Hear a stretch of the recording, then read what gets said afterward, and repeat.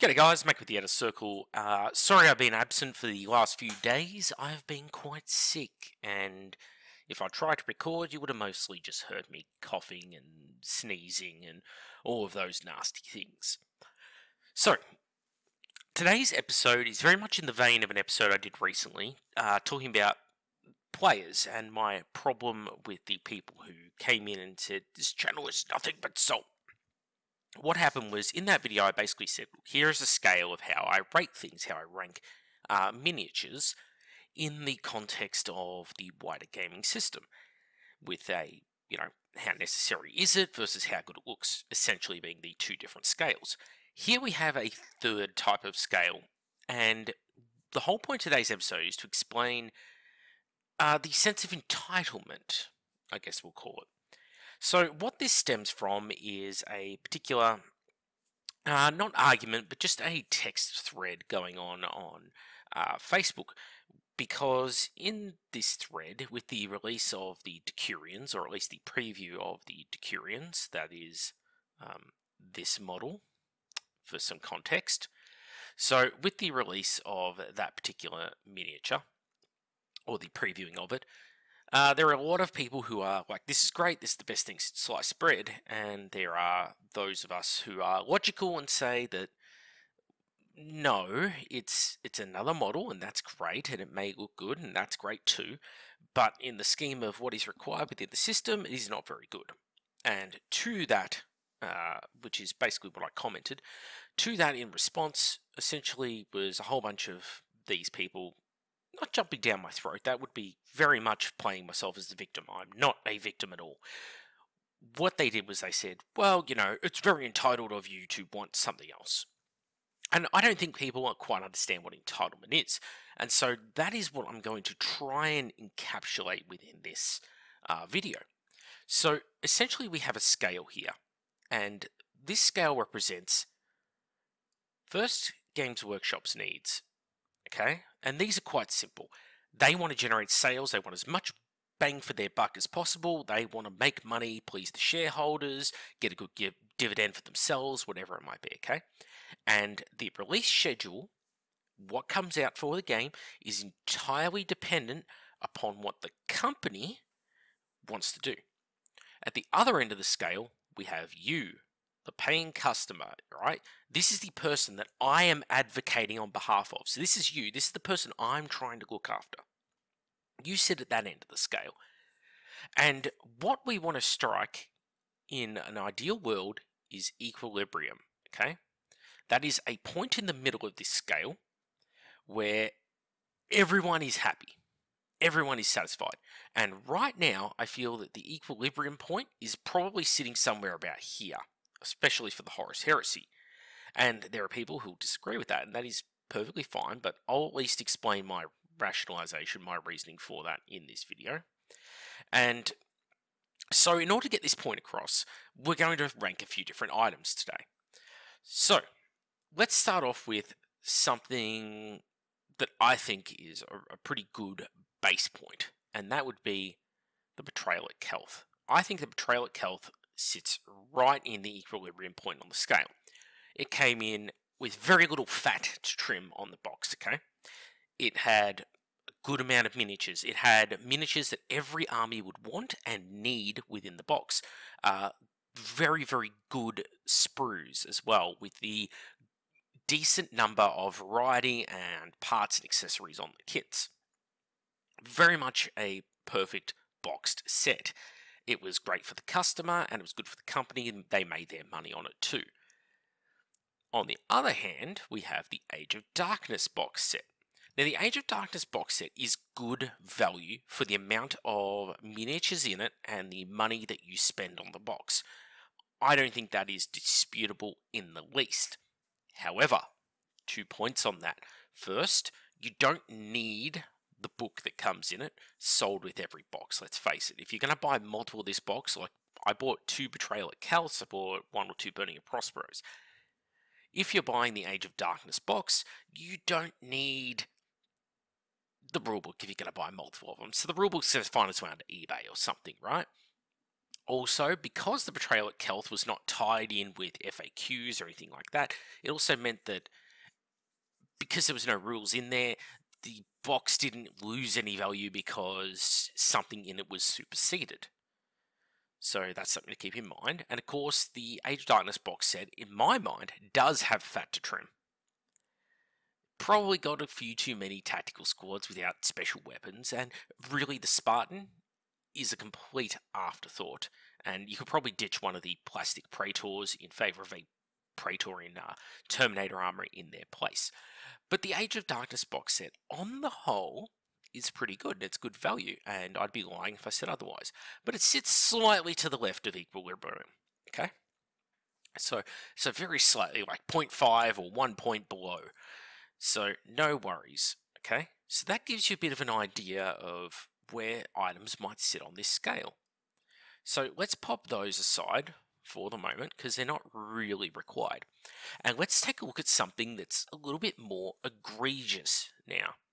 So something that is very blatantly anti-customer and sits right up in towards pretty much the top end of red. I'm going to put it right at the top of red.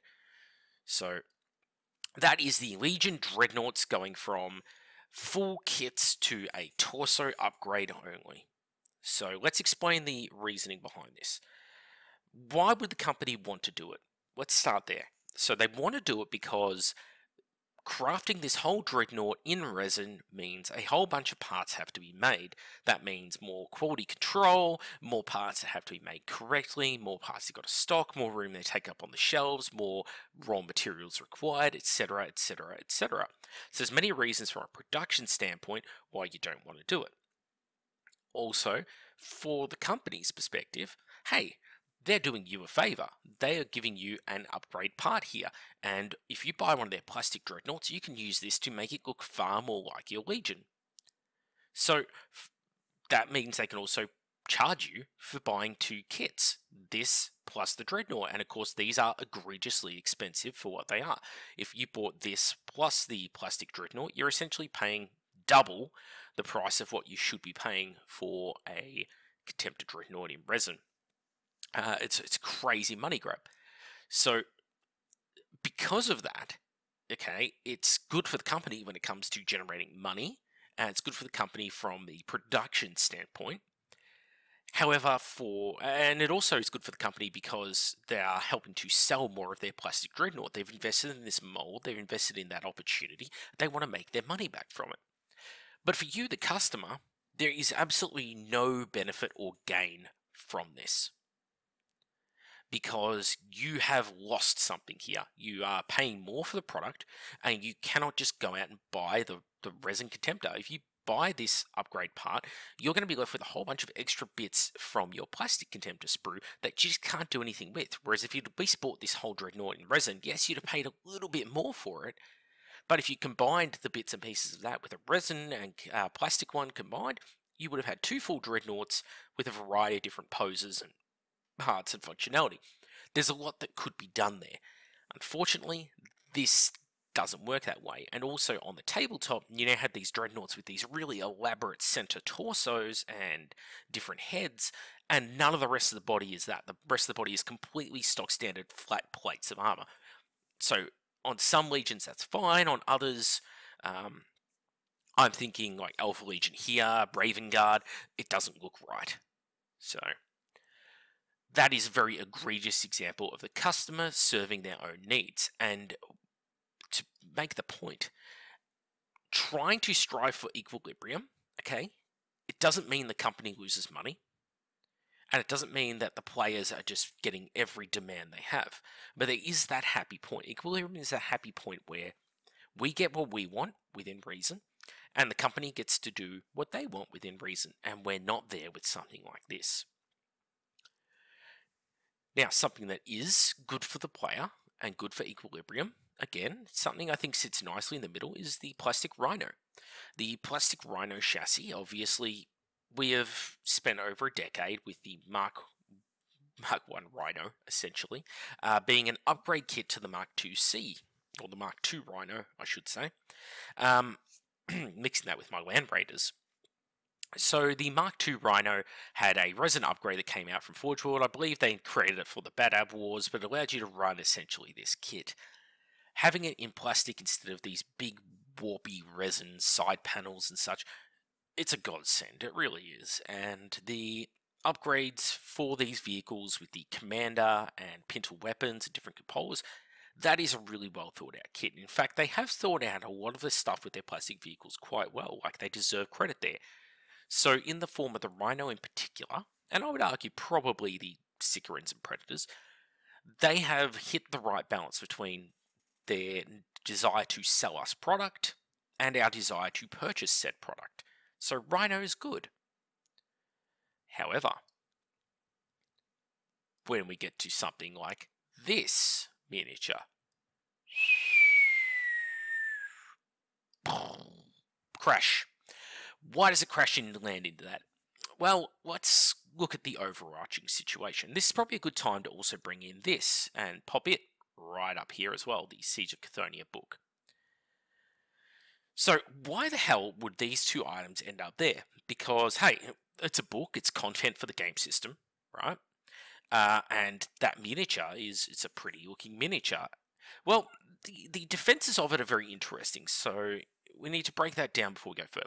Siege of Cathonia is being bought out, and it's entirely revolving around a nothing conflict in the scheme of the game between the Imperial Fists and the Sons of Horus, fighting for the Sons of Horus homeworld Cathonia.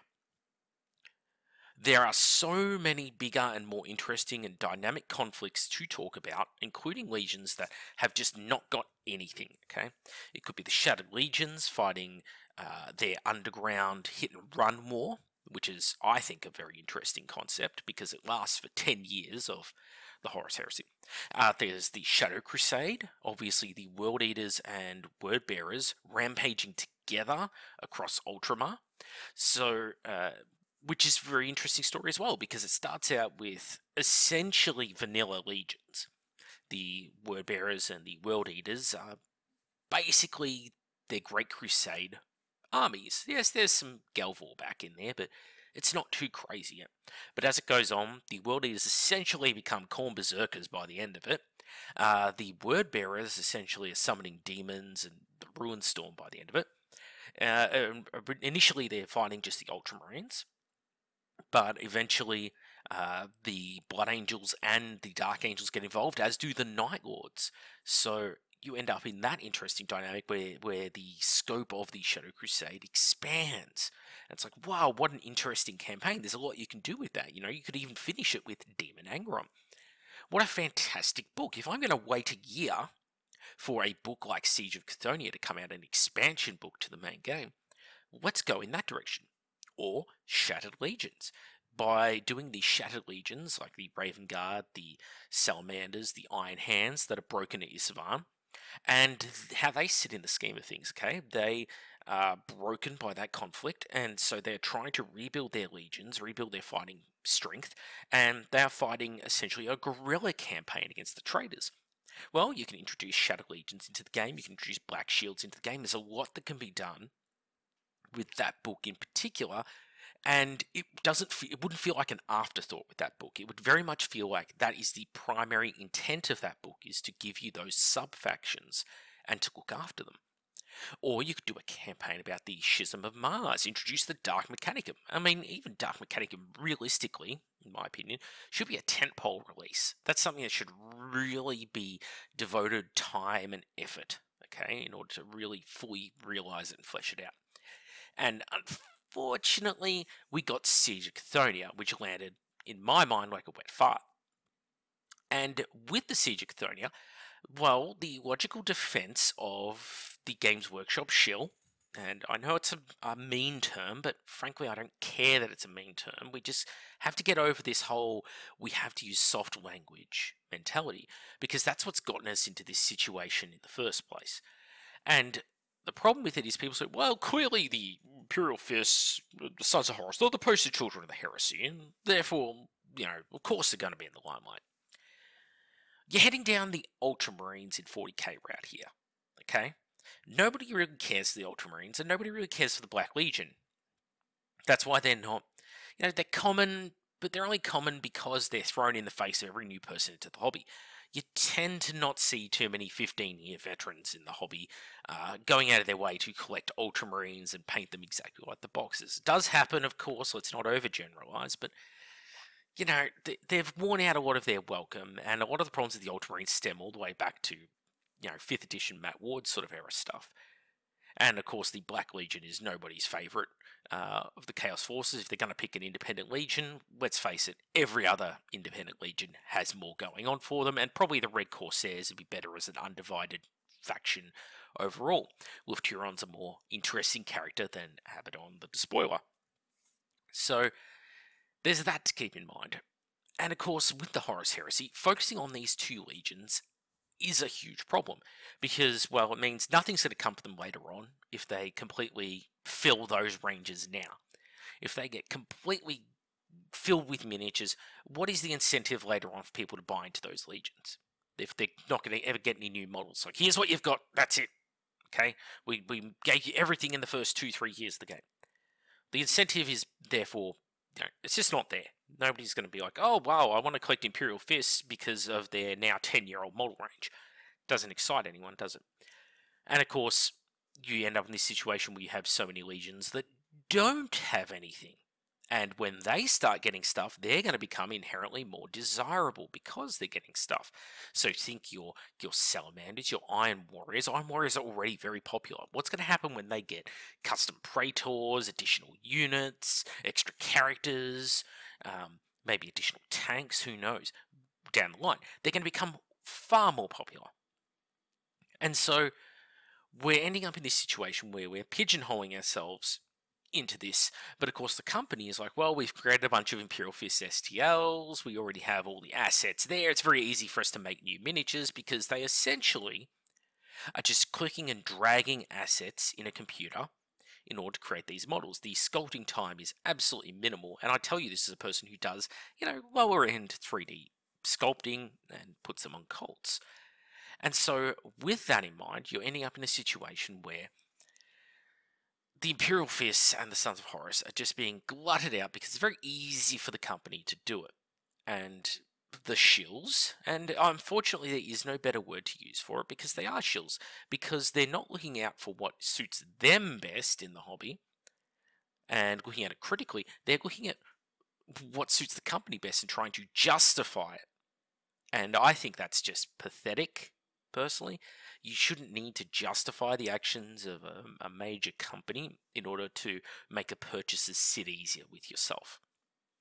Now, that is a different concept, of course, to enjoying the miniatures for the sake of the fact that it is new content.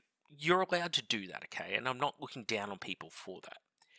What I do look down on people for is saying, oh, well, of course it's going to be Imperial Fists and Sons of Horus, and that's okay because that's what the company needs.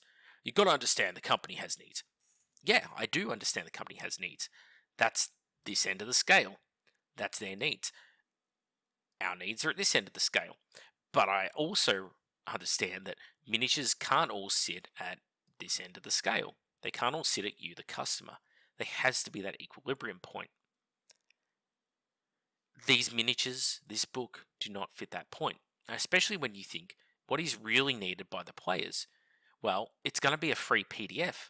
So, being a free PDF, Imperialis, Militia, and Cults, and you could also add Demons in this category, they sit at that end of the spectrum. And that is why we're not getting them yet. In all honesty, they do not make money for Games Workshop because they are free. They don't have miniatures for it. And the company wants to sell us the miniatures that are new in the book they have today. And because of that, well, this is a low priority to the company. It's a high priority to us, the community, the people playing the game. And so here we have now the two different ends of the spectrum just being highlighted in their full. Because you end up with a book, Siege of Cathonia, that no one wants, nobody asked for.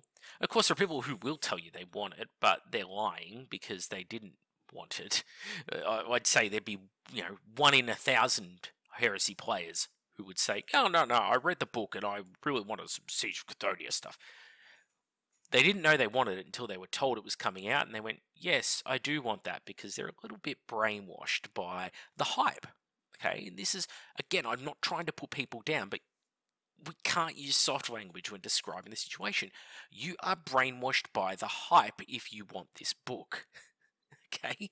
You are sitting there going, I never thought about the Siege of Chthonian, but now that they're releasing it, I think I will buy it, because it is heresy content, and I like new things, and it's going to give me a good dopamine hit. Let's stay positive, people. Let's stay positive.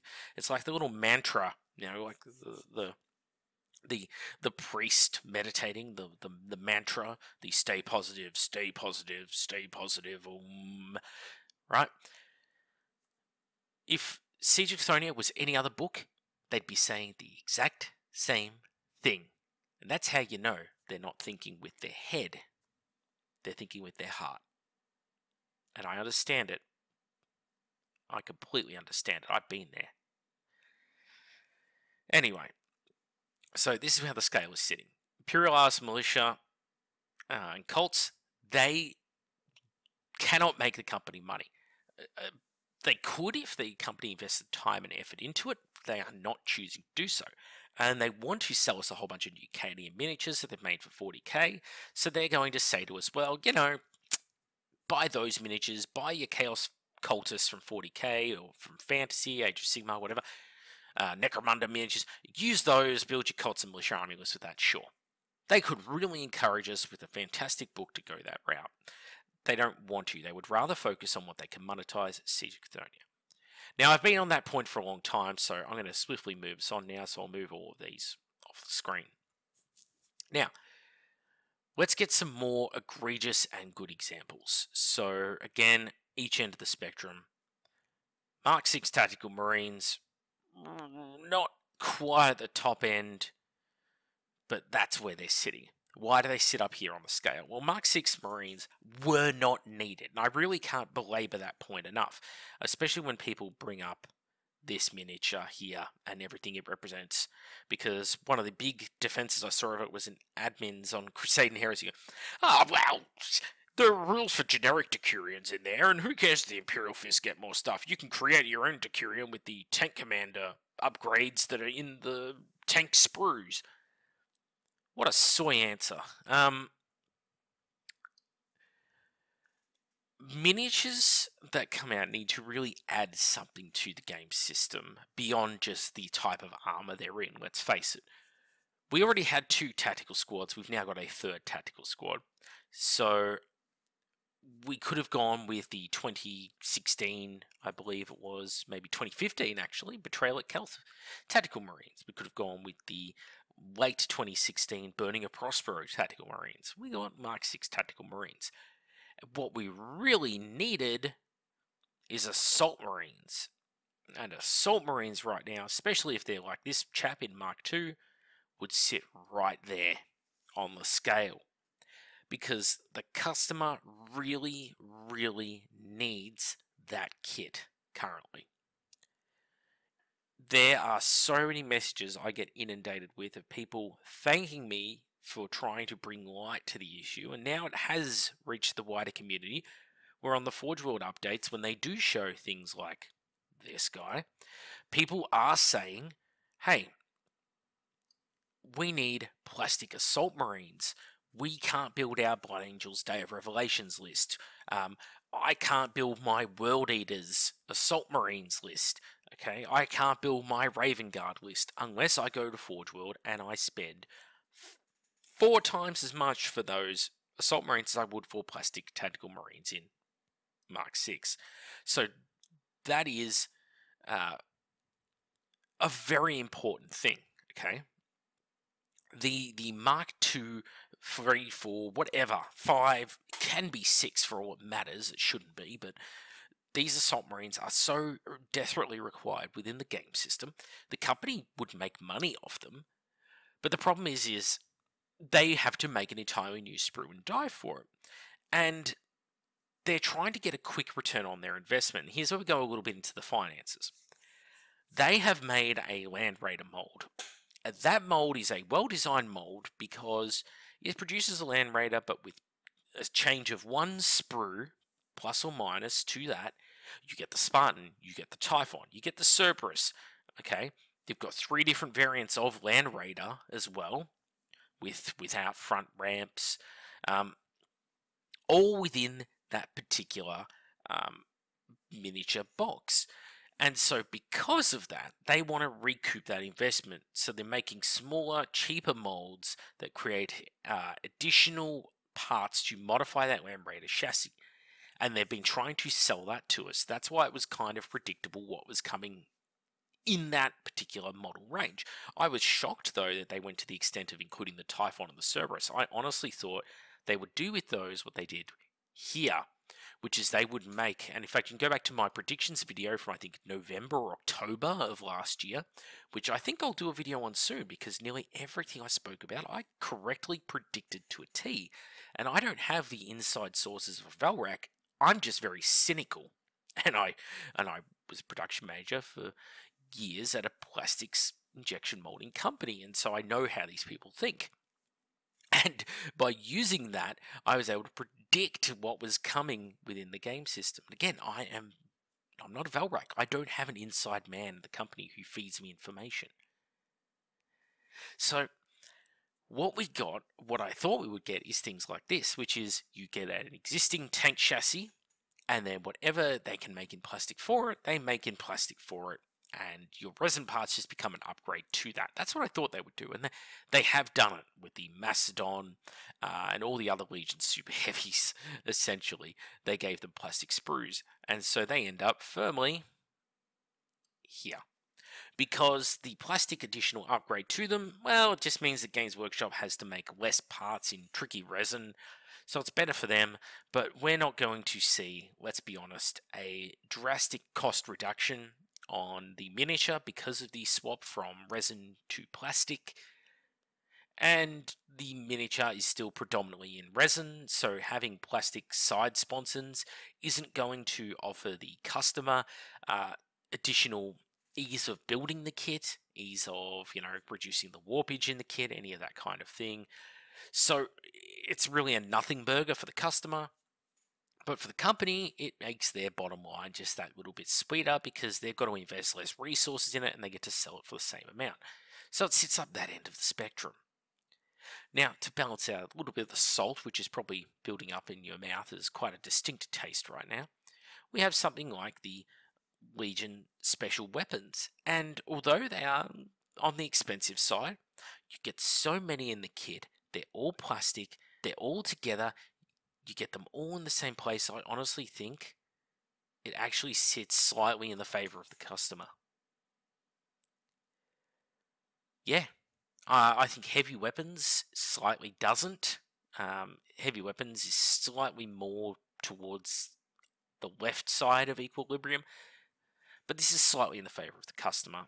It is a good thing, and it is good for the health of the game system. If only they could learn to do that with Despoilers. Despoilers had the resin arm upgrades come out with the chainsword and bolt pistol, and it was just the most anti-consumer thing in comparison to this. This is fantastic. This is honestly what they need to do more of. Was it required for Mark 6 Tacticals? Not relevant. Not relevant to this particular discussion point. That's what needed to happen. Okay? And so when you look at all of these releases as a whole, I want to point out something here, because these very much define all of our releases we've had for the system. Here is what the releases as a whole look like on the spectrum of things.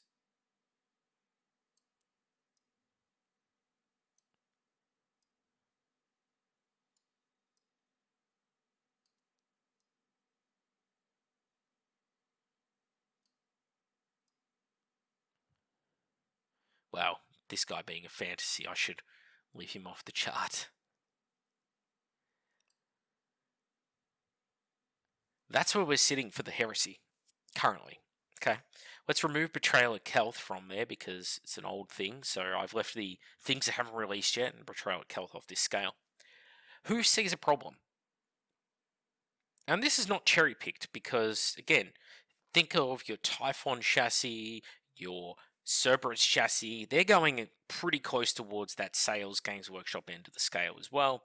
Your Land Raiders are Spartan, they're going to sit somewhere around equilibrium, although I think the price point on them is egregious, which would definitely shift them towards the sales Games Workshop end of the scale. Of course, the additional releases for the system are quite lacking. I think Dreadnoughts and Leviathans and Contemptors both would sit somewhere around equilibrium. But with all of the extra Imperial Fist consoles, the just egregious way that they've handled the Dreadnoughts and the plastic sponsons on vehicles, we're getting far too weighted towards the sales Games Workshop. We're getting far, far, far too close to this end of the spectrum when we should be down, not at our end, but we definitely need to be striving for equilibrium in the middle here. And that is a lot of my problem, okay? And that's where a lot of the comments and debating on this channel is coming from, is this spectrum is unbalanced, okay? There is a happy point in the middle when people bring up entitlement. To get back to the very, very start of the episode, when people bring up the entitlement of wanting assault marines, okay? They say, that is entitlement. No, entitlement is we are gifted something like assault marines. And they come in and they sit in equilibrium here. They sit in at a fair price point. And we would then turn around and say, oh, well, they came in at a pretty, reasonable price. They came in with a lot of good stuff in the kit. They came in with a heap of spare parts. But, I think they should cost 30 cents for the entire box. And I think Games Workshop should send every single player a free copy to make up for the delay. That would be a totally unfair and very entitled opinion, okay? And it would completely move the miniature to here, and it would be pure entitlement. That would not be fair. That would not be fair at all. Okay, and I understand the company needs to make money, and I have that in the back of my mind at all times. So the problem is it is a spectrum. You can't just say the company deserves to make money, therefore they can sell it for as much as they like. Like, sure, they can. But you've got to remember, this scale exists because there is a flip side to it. And that flip side on this scale is, as the paying customer, okay, I don't have to pay them diddly dick. If they don't produce what I want, they don't get my money. That is not entitlement. That is the harsh reality of this situation, and they are currently not producing what I feel is necessary, therefore I'm not incentivized to buy from them. And as the customer, the person consuming the product, I am saying to them, here is exactly what I want, just get this, just produce this, just give us this. If they were to do that, well, we're now in a different situation, aren't we? Because we're striving for equilibrium there. I'm not saying, do this, make it free, give it to me yesterday. What I am saying is, hey, can you strive to achieve this? And the problem is they're not attempting that in the least, it feels like. Things like the despoilers are very much an afterthought. And I think, honestly, a reaction to the community turning around to them saying, where the hell are despoilers? Where the hell are assault marines? I don't think the company, at least the person in charge of the release schedule, actually realized what they were doing with the release schedule. In fact, I think they should just be fired. Yeah, I know that sounds really harsh, but they completely failed in their job. You're a year into the game system, and you have one out of one troops choice out of all the troops choices you can have. Okay, argument can be made for tactical support squads, but they're not a core troops choice. I'm talking core troops choice here. So, despoilers, tactical marines, assault marines, breaches. We have one technically with the despoiler arms. We've got two, but can we really count those? Because they are so expensive. They basically make them unattainable for, if you want to play 60 despoilers, you are going to pay so much money for 60 despoilers. It's beyond a joke. Like $1,000 to play 60 despoilers. That is far, far, far too much. Okay? We're sitting in a horrible point. And talking about this, I know it sucks that we have to keep having this sort of conversation on the channel. And hey, there's a lot of things I'd rather be talking about. I'd rather be talking to you about whisk construction, design, for example, uh, about conversions, painting. And people could say, "Oh, well, why don't you just do that?" And it's like, well, if I'm not voicing this problem, if I'm not telling you how I'm getting to these conclusions and what the answers are to these problems, then I'm a part of the problem. I feel I have a platform here, and I'm privileged enough to be in a position where, I've got 20 odd thousand subscribers, and I can say, here is the situation as I see it, and I can use that platform hopefully for some good, man. And just on the off chance someone at Games Workshop in a position of authority sees that and goes, "Oh wow, is that actually what's happening?" But instead, unfortunately, despite me having this platform, there is an army of dedicated shills with no moral compass sitting there on places like Facebook who just reinforcing this behavior by just saying thank you whenever they get anything for the hobby, because they think that showing gratitude is going to fix the situation we're in. And most egregious of all is when I do a video and I bring up some of these points, those very same people who exist out there will turn around and say, "Yeah, well, you know, how's about how about okay, instead of making a nasty video, just send them a happy, friendly email. I'm sure they'll get back to you with the solution." And it's just that naivety of thinking that that approach will work. I tried that approach. I've tried that approach, guys, since 5th edition 40k. It doesn't work. We would not be in this situation now if everyone at once just turned around and said, "Piss off, Games Workshop, with your really shitty practices." Like, look at what happens in the video games industry. If there's enough uproar, the companies change their direction.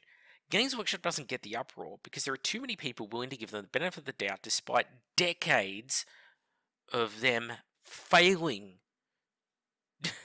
just failing to give us that same level of reciprocation. And like the abused spouse, we just keep coming back saying, "They'll be different this time, they'll be different this time." And that is why I say there are third-party options available to you. There is 3D printing, and, not to condone it, not to tell you not to do it either, there is also piracy. Okay? There is piracy out there, and they're becoming more and more popular, more and more common, because they are listening to customers. There are so many people in 3D printing space. Myself, I'm creating 3D STLs as things that I perceive are lacking or missing in the game. I created Graviton shredders, a Felxblade file. I made the Felxblade file free. I made the Graviton shredders, I think, $1 for the STLs for 2 different variants of it, for a Terminator. There are so many people creating different shoulder pads, Legion torsos, shoulder pad upgrades, okay? All these things that were lacking because the customers are asking for very particular products, and the company is just in any mind of wanting to deliver them. And we have to strive for that equilibrium. And the equilibrium point is the Assault Marine. That is the harbinger of equilibrium. Bring out a model for the right price point, and you have something here that players need. They need that miniature. You charge the correct amount for it, the customer will be happy. Games Workshop makes the sales, they meet the bottom line. Everyone's a winner. However, the longer they delay, and again, game system now, it's a year in. We're only getting our first book now, The Siege of Chthoniel, like the first actual additional content with missions and such. That's not just rules for the units. If that's taking a year, and this is aimed at you, the people who are defending it, if it takes a year to get one book with 2 legions, you cannot turn around to me in good faith or good conscience and say, "Well, the other legions will get their book too." Because when will that be? Will it be a decade from now? Because if you do 2 legions a book, that's 9 books, 1 book a year, that's 9 years. So we're at the end of year 1 now, we've got 8 more years to go before we get to that last book. They're either going to have to pump these out faster, or they're going to have to put more legions in them. And what about the Mechanicum? Where do they sit? Do we get Dark Mechanicum? If that's going to be what's going to happen with that release? Do they have to wait until all the legions are done? What about then Ruinstorm Demons and Imperial Army? What happens with them? Did they also have to wait until that time elapses? Or do they get rolled into these books as well, and they're just a shitty subpart of these books that don't get given the full attention because the full attention is being given to the legions in them? I don't know. I can't answer that. But what I can tell you is, I've been with my wife for 11 years, 12 years the end of this year, okay? And I met my wife proper. We started dating just after Horus Heresy 1.0 dropped. It would have been, I reckon. And so, yeah, probably the tail end of 2000. That might have been the tail end of 2011. I'm not sure. It's been too long now. I was in my early 20s. I was like 21, 22, something like that, when this was dropping. I'm in my mid-30s. How much life have I got left in me for this hobby if it's going to take 10 more years to get a Raven Guard Praetor? Or 8 more years to get a Raven Guard Praetor? You know, you can't just say, oh, it's coming eventually. That is... Sure, it's coming eventually. So is the heat death of the universe, you know, and it concerns me. It greatly concerns me. And you should be concerned too. You shouldn't be sitting there apologizing for it and coming up with excuses for the company. You need to be thinking about what is best for the hobby, because this is essentially the onset of stagnation. And you're seeing it within the YouTube community. How many of those content creators, I come back to this point many times, who were given those Age of Darkness box sets are coming back and revisiting it constantly? 5%? Something like that, of all the creators who got given that box a year ago, are returning to it and still creating content for it. Because there's nothing in there, content-wise, for them to show the community. What are they going to do? Pull out yet another Legion tank and paint it? Cool, it's the same as the last Legion tank, just with different guns. I don't care. It's the same problem with, if they're going to do shoulder pads. They're going to paint, here's the Imperial Fists heads and shoulder pads upgrades. Oh wow, what inspiring video content. Once you've seen it for one Legion, you've seen it for them all. It's a huge problem, isn't it? So where do you see this going long term? I think Equilibrium has to restruct sooner than later, and a book like The Siege of Chthoniya does not hit Equilibrium. No matter how much you want to say that, hey, it's new content and any content is good content, at least the game's being supported. No, just no. It is such a non-argument, and people need to stop using it. They need to stop shilling for the company. Have some self-respect, grow some balls, and use your brain. Okay? I know it's harsh. I know people are going to feel insulted by me saying that. But again, we have to get away from using fluffy language, soft language. You know, remember the great comedian George Carlin? He had a great thing on soft language, and how, you know, it weakens us morally. Watch that bit, please. Maybe you'll understand the problem. Anyway, that's it for me. I'm back with the Outer Circle. This is your daily dose of sodium. I know you've missed some for a week, so I've tried to build it back up. I am going to do a video with Northern Exile again, recording in a couple of days' time, so that'll be a bit of fun. And we're going to go through and talk about all facets of bloat and the direction of the hobby in general during that video. So keep an eye out for that within the next week or so to drop over on his channel. Anyway, that's it from me. I'm Mac with the Outer Circle. I hope you understand a little bit more of my thought process, and again, how I rank things, and where I see entitlement really sitting. And I don't see entitlement as meaning the same thing as a lot of these people replying on forums and on Facebook. Like, they're just wrong. Entitlement is not asking for the correct miniatures at the correct price point. That is not entitlement. That is the customer-creator relationship as perfect definition as you can have. They have something they want to sell, and they have creating something that I want to buy. That is equilibrium. That's where we need to be. And they are not there. They are at the, we have something to sell, and we don't care what you want, we are selling this product. And that's fine, they're allowed to do that, but they're not entitled to my money for it. That's where we're at. Understand the difference. Back with the other circle. Thank you all for watching. I do greatly appreciate it, guys. I love you all. Look after yourselves, and I'll see you on the next episode.